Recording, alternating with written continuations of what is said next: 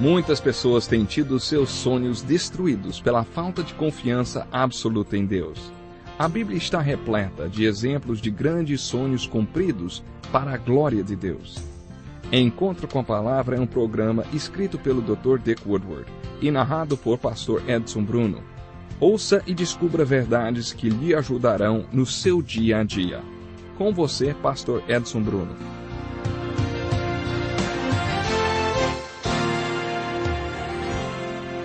Seja bem-vindo ao nosso tempo de estudo da Palavra de Deus. Abra sua Bíblia para estudar conosco os 6 primeiros versículos do capítulo 10 do Evangelho de João. Diz assim: Eu lhes asseguro que aquele que não entra no aprisco das ovelhas pela porta, mas sobe por outro lugar, é ladrão e assaltante. Aquele que entra pela porta é o pastor das ovelhas. O porteiro abre-lhe a porta e as ovelhas ouvem a sua voz. Ele chama suas ovelhas pelo nome e as leva para fora. Depois de conduzir para fora todas as suas ovelhas, vai adiante delas e estas o seguem porque conhecem a sua voz. Mas nunca seguirão um estranho. Na verdade, fugirão dele porque não reconhecem a voz de estranhos. Jesus usou essa comparação, mas eles não compreenderam o que ele lhes falava. As pessoas que estavam ouvindo Jesus não entenderam o que ele estava dizendo, simplesmente. Antes de mais nada, gostaria de fazer algumas observações hoje. Essa discussão acirrada entre Jesus e a liderança religiosa não para aqui, ela continua. Para compreendermos bem o capítulo 10 de João, devemos nos lembrar do que o capítulo 9 estava falando, principalmente o seu sinal. Nesse trecho lemos que Jesus curou um cego e no final do capítulo, ele declarou que é a luz do mundo, uma luz especial, uma luz que dava visão aos cegos espiritualmente. Ao mesmo tempo, esta luz revelava a cegueira daqueles que alegavam poder enxergar. Os fariseus estavam próximos e ouviram tudo isso que Jesus falou. Ouviram e entenderam. Tanto entenderam que perguntaram: acaso nós também somos cegos? E Jesus lhes respondeu: se vocês fossem cegos, não seriam culpados de pecado, mas agora que dizem que podem ver, a culpa de vocês permanece. Quando comentamos esse trecho do capítulo 9, contamos para você a história da explosão de uma mina de carvão que aconteceu na minha cidade quando eu era pequeno, está lembrado? 30 mineiros ficaram 3 dias soterrados por causa da explosão na completa escuridão. Quando o resgate os alcançou, todos estavam equipados e, é claro, levavam luzes e lanternas com eles. Depois do encontro com os mineiros, um dos homens acidentados perguntou: por que vocês vieram no escuro e não trouxeram nenhuma iluminação? Aí que todos entenderam que ele tinha ficado cego com a explosão, mas só percebeu quando lhe trouxeram a luz. Jesus estava falando isso para os líderes religiosos. Espiritualmente, eles estavam cegos, mas achavam que estavam enxergando. Até se gabavam de enxergarem tão bem. Por outro lado, aquele pobre cego recebeu a visão. Ele representava aqueles que sabiam que não podiam ver. E quando Cristo, a luz do mundo, veio, eles passaram a ver. Eles passaram a ser pessoas sadias. Foram curados da cegueira espiritual. Quando eles compreenderam o sentido do que Jesus falou, sentiram-se ofendidos e perguntaram: você está tentando dizer que nós somos cegos? E Jesus respondeu: é exatamente isso que estou tentando fazer vocês entenderem.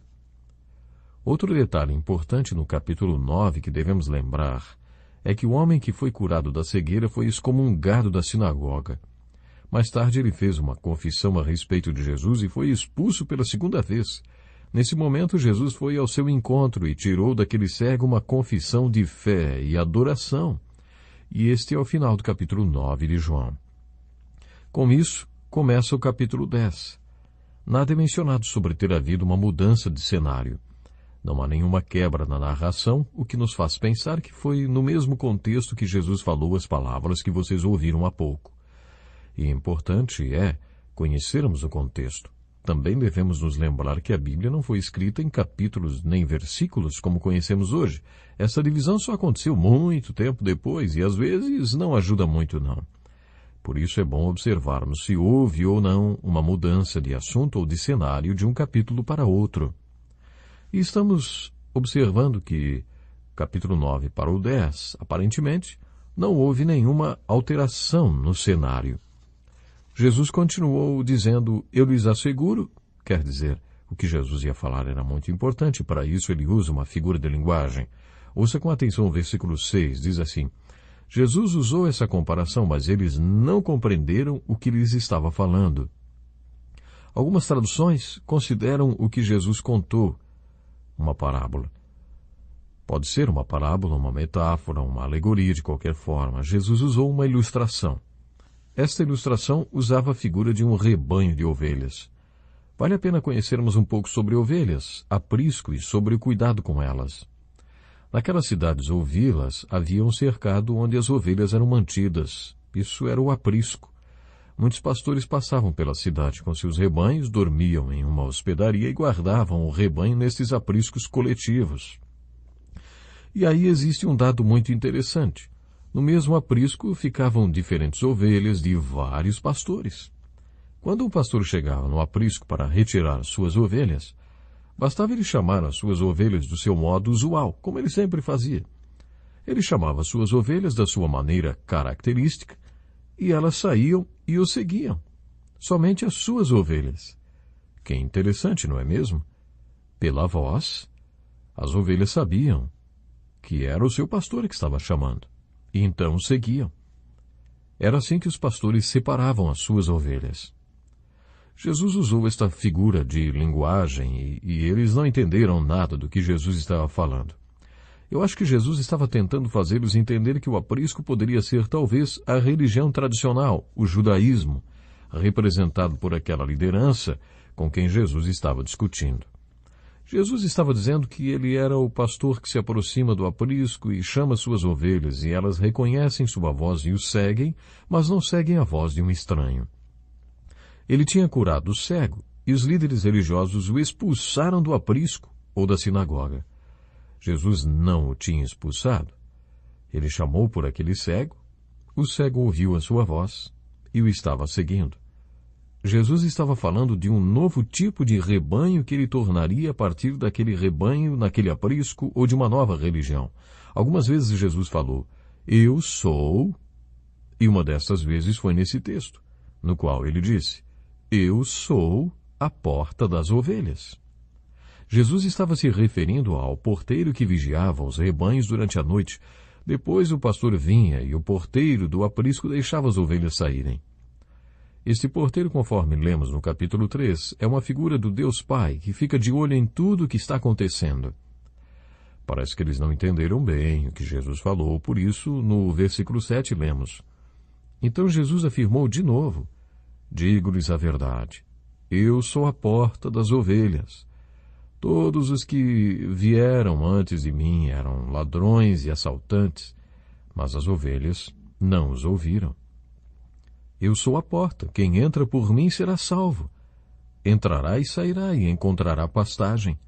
O ladrão vem apenas para roubar, matar e destruir. Eu vim para que tenham vida e a tenham plenamente. Este parágrafo é maravilhoso.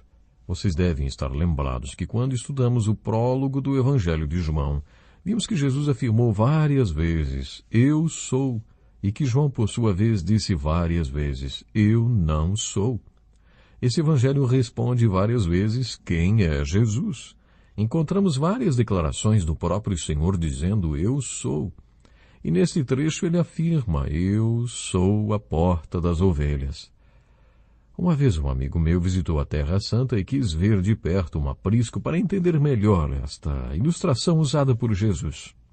Então ele foi até um aprisco e viu o porteiro, que tinha a responsabilidade de vigiar as ovelhas durante a noite. Esse aprisco era murado, um muro de verdade rodeava todo o aprisco, de forma que durante a noite as ovelhas ficavam bem protegidas. Havia também um espaço, como o de uma porta, de quase 2 metros de largura, que ficava aberto. O meu amigo, pensando que por aquele espaço poderiam entrar predadores que ameaçariam as ovelhas, perguntou ao porteiro que estava de vigia naquela noite, perguntou para ele, onde está a porta?